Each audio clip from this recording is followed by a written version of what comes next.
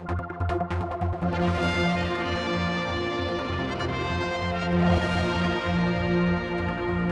I'm joined by the Chief Minister, and an item that you would like to talk about is the consultation on the Equality Bill that's now been extended. Now, another extension, it seems like this is going back and more and more. Why this time?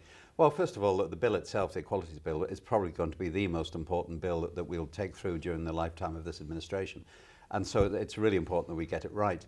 It's also important to hear as many voices and different views from the public as we possibly can. But hasn't everyone had enough time for that? Well, they've had a long period. We've had a request from the trade unions, actually, in this case, for another 2-week extension.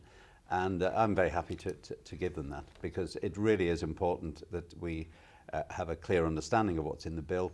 And if people do feel adversely affected by it in any way, that they have an opportunity to put their views forward. Well, I mean, you're on the record saying one of the most important pieces of social legislation to be processed by the Isle of Man in recent times. You can't get any bigger than that. Well, I think it is, and it's interesting because I've been to London this week to meet a number of different politicians, and one group that we met was specifically to do with the Equality Bill.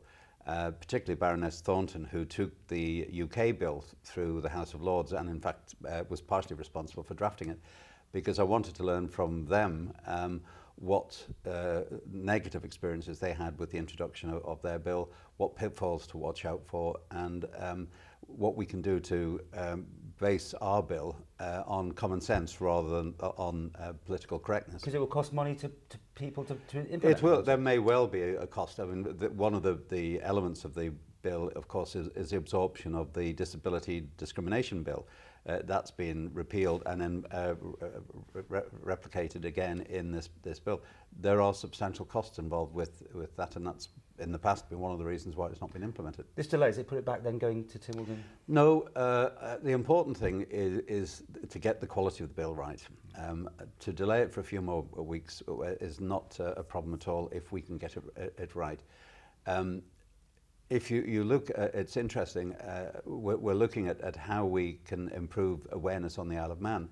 But one of the benefits of this bill is the awareness of the Isle of Man, particularly in Westminster, because the Isle of Man in the past, for many, many years, has been severely criticised for its lack of social legislation, its lack of equality legislation, that the gay issue in particular has done huge damage. And two of the people we met alongside Baroness Thornton was actual Michael Cashman, Lord Cashman now, who is the Labour Party's International Equalities Czar, I think his title is, and Lord Collins, who back in the 70s, as a member of the Transport and General Workers Union, organised a boycott of the Isle of Man by trade unions because of the absence of our social legislation. So we've gone full circle. These three now are very enthusiastic supporters of the Isle of Man, have offered all the help we need to iron out any wrinkles that they've experienced at their end. And we've now got three former enemies, if you like, of the Isle of Man as three close friends, and able to promote the Isle of Man in a very positive, constructive way, in a way we've not been able to do so in the past.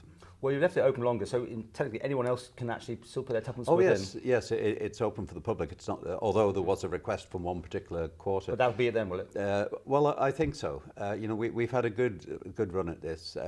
We haven't had a huge response to it. I hope that is an indication that people are supportive of it.